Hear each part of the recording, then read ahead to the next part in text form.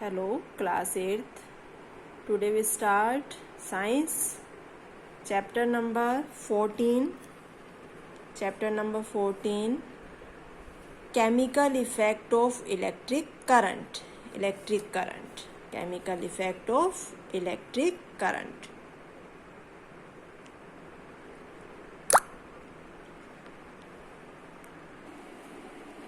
तो first electric conductivity, ability of a substance to carry electric current. किसी भी substance की एबिलिटी, उस करंट को कैरी करने की जो एबिलिटी है, उस प्रॉपर्टी को हम इलेक्ट्रिक कंडक्टिविटी कहते हैं। तो ये जो प्रॉपर्टी है ये सब में होती है इलेक्ट्रिक करंट को कंडक्ट करने वाली। तो लिक्विड जो इलेक्ट्रिक करंट को कंडक्ट करते हैं उनको हम कहते हैं इलेक्ट्रोलाइट्स। तो डेफिनेशन अगर इलेक्ट्रोलाइट्स की देखें तो the liquid that conduct electric current through them are called electrolytes और इलेक्ट्रोलिटिक सॉल्यूशन। तो वो लिक्विड जो इलेक्ट्रिक करंट को कंडक्ट कर सकते हैं, जो उसमें से फ्लो कर सकते हैं, उन लिक्विड्स को हम इलेक्ट्रोलाइट्स या फिर इलेक्ट्रोलिटिक सॉल्यूशन कहते हैं। अब क्वेश्चन ये होता है कि do all liquid conduct electricity, कि क्या सारे लिक्विड इलेक्ट्रिसिटी को कंडक्ट करते हैं? No. Liquid which have some salts और ions dissolve in them can conduct electricity. सिर्फ वो आयंस या सॉल्ट जिनमें मिक्सचर होता है लिक्विड में, सिर्फ वही इलेक्ट्रिक को कंडक्ट कर सकते हैं, इलेक्ट्रिसिटी को कंडक्ट कर सकते हैं। एसिडिक सॉल्यूशन और एल्कलीज और बेसिक सॉल्यूशन कंडक्ट इलेक्ट्रिसिटी। अगर किसी सॉल्यूशन में, किसी लिक्विड में एसिड है या फिर एल्कली यानी कि बेस है या फिर कोई और साल्ट है, आयन है, तभी वो सॉल्यूशन इलेक्ट्रिसिटी को कंडक्ट कर सकता है। तो जैसे हम टैप वाटर लें, टैप वाटर को अगर हम देखें तो टैप वाटर जो होता है वो एक इलेक्ट्रोलाइट है, यानी कि उसमें हम इलेक्ट्रिसिटी को फ्लो कर सकते हैं। अगर उसकी जगह हम डिस्टिल वाटर ले लें जो लेबोरेटरी में काम लेते हैं, उसमें अगर हम करंट को फ्लो करना चाहें, उसको अगर हम एज ए इलेक्ट्रोलाइट यूज़ करना चाहें, तो उस डिस्टिल वाटर में करंट फ्लो नहीं होगा। अगर हम उसी डिस्टिल वाटर के अंदर कुछ नमक मिला दें, साल्ट मिला दें, अपना किचन वाला साल्ट NaCl, तो वो एक इलेक्ट्रोलाइट की तरह वर्क करेगा, उसमें इलेक्ट्रिक करंट फ्लो होगा। डिस्टिल वाटर में अगर आप कोई एसिड जैसे कि लेमन जूस मिला दें, लेमन जूस में सिट्रिक एसिड अगर वो डाल दिया जाए तो वो इलेक्ट्रोलाइट की तरह काम करेगा और उसमें इलेक्ट्रिक करंट फ्लो होगा। अगर डिस्टिल वाटर के अंदर हम खाने का सोडा यानी कि सोडियम बाइकार्बोनेट मिला दें तो भी वो इलेक्ट्रिक करंट को फ्लो करेगा।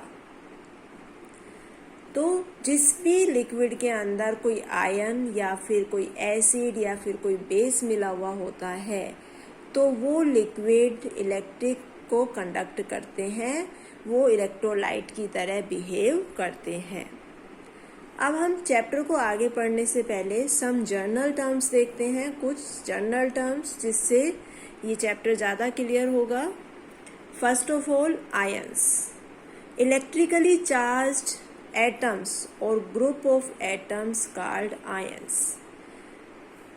जैसे कि आपको पता है एटम क्या है, basic structure and functional unit of non living thing. हम कोई भी नॉन लिविंग थिंग देखें, उसकी जो बेसिक स्ट्रक्चर है वो हमारी एटम है। और एटम जो होते हैं उन पे कोई चार्ज नहीं होता है, क्योंकि एटम जो है उनके जो नाभिक है, न्यूक्लियस है, उसके अंदर तो प्रोटॉन होता है और बाहर चारों तरफ इलेक्ट्रॉन चक्कर लगाते हैं। प्रोटॉन और इलेक्ट्रॉन की संख्या किसी भी एटम में बराबर होती है। यानी कि पॉजिटिव और नेगेटिव चीज़ें बराबर है, यानी कि एटम जो है वो चार्जलेस है, उस पर कोई चार्ज नहीं होता है। लेकिन अगर ये एटम चार्ज्ड है या एटम का ग्रुप चार्ज्ड है तो उनको आयन कहते हैं। क्या कहते हैं? आयन। और ये आयन ही इलेक्ट्रिक चार्ज को फ्लो करने का कारण है। अब आयंस कितने तरह के होते हैं? आयन दो तरह के होते हैं, फर्स्ट कैटायन और सेकंड एनायन। पॉजिटिवली चार्ज जो आयन है, पॉजिटिवली चार्ज जो एटम्स हैं उनको कैटायंस कहते हैं, और जो नेगेटिवली चार्ज्ड आयंस हैं या एटम्स हैं उनको एनायंस कहते हैं। नेगेटिवली चार्ज एटम उनको एनायन और पॉजिटिवली चार्ज्ड एटम्स उनको कैटायन कहते हैं। कैटायन जो होते हैं वो कैथोड पे जाके डिस्चार्ज होते हैं, एनायंस जो होते हैं वो एनोड पे जाकर डिस्चार्ज होते हैं। उसके बाद आता है electrodes. The metal rods used for electric current to flow are called electrodes। ऐसी मेटल रोड्स जिनको हम इलेक्ट्रोलाइट में लगा देते हैं, किसके लिए? करंट फ्लो करने के लिए, इलेक्ट्रिक करंट को फ्लो करने के लिए, तो उनको हम इलेक्ट्रोड्स कहते हैं। Electrodes are two types, anode and cathode. Electrode भी दो तरह के होते हैं, एनोड और cathode. Anode, electrode connected to the positive terminal of the battery. अगर इलेक्ट्रोड यानी कि ये रोड बैटरी के पॉजिटिव टर्मिनल से जुड़ी हुई है, पॉजिटिव टर्मिनल से जुड़ी हुई है रोड, तो उसको हम एनोड कहेंगे। कैथोड क्या होता है? Cathode connected to negative terminal of the battery. अगर बैटरी के नेगेटिव टर्मिनल से जुड़ा हुआ है रोड तो उसको हम कैथोड कहेंगे। एनोड जो होता है एनायन को रिसीव करता है, कैथोड जो होता है कैटायन को रिसीव करता है। A anode, anion, cathode, cation. अब इलेक्ट्रोलिटिक सेल क्या होता है? Electrolytic cell, the container in which the process of electrolysis is carried out। वो कंटेनर जिसके अंदर पूरा इलेक्ट्रोलिसिस का प्रोसेस होता है उसको हम इलेक्ट्रोलिटिक सेल कहते हैं। उसको हम इलेक्ट्रोलिटिक सेल कहते हैं। वो कंटेनर जिसके अंदर पूरा प्रोसीजर होता है उसको इलेक्ट्रोलिटिक सेल कहते हैं। इसे हम एक डायग्राम से भी समझ सकते हैं। ये देखिए डायग्राम।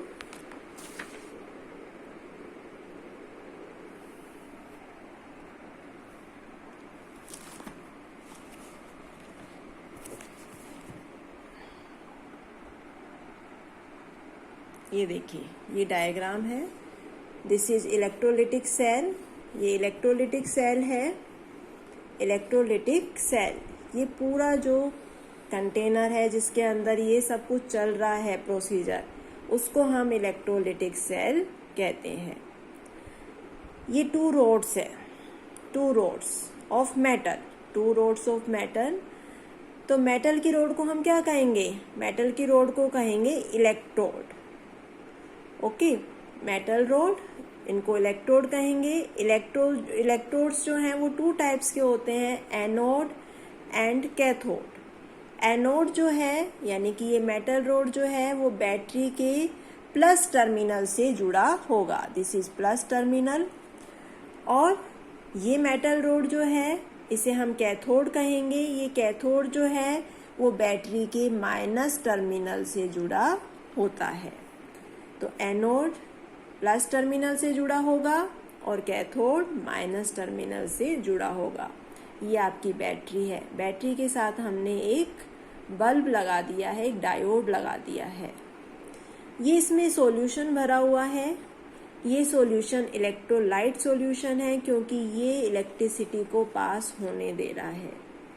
अब ये इलेक्ट्रिसिटी को पास होने दे रहा है या नहीं होने दे रहा है, ये हमें कैसे पता चलेगा?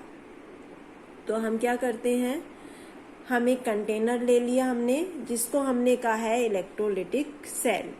अब इस इलेक्ट्रोलिटिक सेल के अंदर हमने एक लिक्विड ले लिया, इसको हम लिक्विड को कहेंगे इलेक्ट्रोलाइट। इसमें हमने 2 मेटल्स की रोड लगा दी, उन मेटल्स की रोड को हम कहेंगे इलेक्ट्रोड्स। इन मेटल की रोड को, एक को हमने बैटरी के प्लस टर्मिनल से जोड़ दिया, दूसरी को हमने बैटरी के माइनस टर्मिनल से जोड़ दिया। बीच में हमने लगा दिया है एक डायोड या एक छोटा बल्ब। जब हम इन दोनों इलेक्ट्रोड्स को बैटरी से जोड़ते हैं, अगर ये बल्ब जलता है, लिट अप होता है, जलता है, तो ये सॉल्यूशन इलेक्ट्रोलिटिक है। ये इलेक्ट्रोलाइट है, इसमें करंट फ्लो हो रहा है, अदरवाइज इसमें करंट फ्लो नहीं होगा तो ये इलेक्ट्रोलाइट नहीं होगा। A container which have full process occurred is electrolytic cell. It has 2 rods of metal that is called electrodes. One is joined with batteries, positive terminal called anode. Second is joined with batteries, minus terminal is called cathode. When the current flows and this bulb is lit up, that means the solution is electrolyte that allows the current to flow. If the bulb didn't lit up, that means electrolytic solution is not present in this electrolytic cell. This is not a electrolyte solution. This is electrolytic cell. ये आपकी general terms हैं। Now electrolysis of copper sulfate solution. Copper sulphate solution का electrolysis. We take a container. एक container ले लिया, it means electrolytic cell ले लिया। Then we fill up it with copper sulphate solution. इसके अंदर हमने कॉपर सल्फेट का सॉल्यूशन डाल दिया। 2 rods, one is attached with positive terminal and second is attached with negative terminal. This is anode attached with positive terminal. This is cathode attached with negative terminal of battery. अब इसके अंदर जो solution है that is of copper sulfate solution, इसके अंदर electrolysis होगा। हम देखते हैं कि इसमें कॉपर के जो साल्ट हैं, कॉपर के जो आयंस हैं, वो निकलकर इस कैथोड पर डिपॉजिट होने लग जाते हैं। कैथोड जो है वो हैवियर होने लग जाता है because copper ions are deposited on this cathode rod. इस इलेक्ट्रोड पर होने लग गए हैं deposit. Because this solution break down into 2 parts, copper and sulphate. Copper and sulphate. Copper जो है वो प्लस आयन है और सल्फेट माइनस है, तो प्लस कहाँ जाएगा? कैथोड पर। प्लस आयंस माइनस रोड पर जाएंगे और यहाँ पर डिपॉजिट होने लग जाएंगे। And what is occur on anode? Anode पर क्या होगा? एनोड जो है एक कॉपर का मेटल है, कॉपर की रोड है। यहाँ से कॉपर के आयंस ब्रेक डाउन होंगे, निकलेंगे and that is dissolve in this liquid, और इस लिक्विड में डिजोल्व होने लग जाएंगे। इसको हम एक प्रॉपर डायग्राम की सहायता से समझते हैं। ये देखिए, ये आपका सेल हो गया, electrolytic cell. Anode, cathode. Anode is attached with batteries, positive terminal, and cathode is attached with negative terminal. and this electrolytic solution is copper sulfate solution. Now what is the procedure? Copper sulfate break down into two ions. Copper plus ions means cations and sulfate minus ions negative ions यानी कि anions. Copper sulfate break into cations and anions. Now cations go towards electrode and deposit on this cathode. Copper के जो cations हैं इस पे deposit होना शुरू हो जाते हैं. And second anions go towards the anode, और एनोड के पास जाते हैं एनायंस यानी कि सल्फेट के माइनसली चार्ज्ड आयंस. अब यहाँ पर हमें बबल्स के रूप में गैस निकलती हुई दिखाई देती है. एनोड पे बबल्स निकलते हुए दिखाई देते हैं. That is sulphate ions, anions. And anode release copper ions. Anode में से कॉपर आयंस निकलते हैं and these copper ions dissolved in this electrolytic solution. This is the procedure of electrolysis of copper sulfate solution. इस cell के अंदर, electrolytic cell के अंदर copper sulphate solution है. filled with copper sulfate solution. There is two rods, anode and cathode. One is attached to the positive terminal and second is attached with the negative terminal. On negative terminal means cathode, copper sulfates positive ions, copper ions deposited on the cathode, cations, copper positive ion deposited on the cathode, and negative sulfate ions come towards the anode and release as bubbles, and copper ion from the anode release into solution.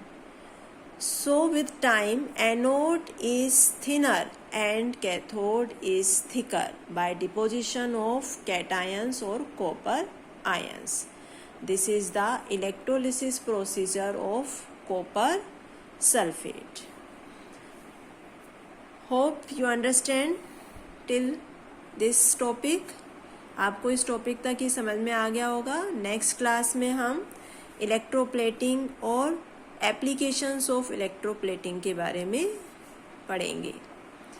तो अब आपको क्या करना है, अब आपको जो भी जर्नल टर्म्स हमने बताई हैं उन सब की डेफिनेशन कॉपी में नोट डाउन करनी है नोटबुक में, ये चैप्टर का नाम डेट वगैरह डालकर, और ये आपको डायग्राम भी ड्रॉ करना है. और बाकी आपको रिटर्न में असाइनमेंट आपके ग्रुप में अपलोड कर दिया जाएगा. Thank you.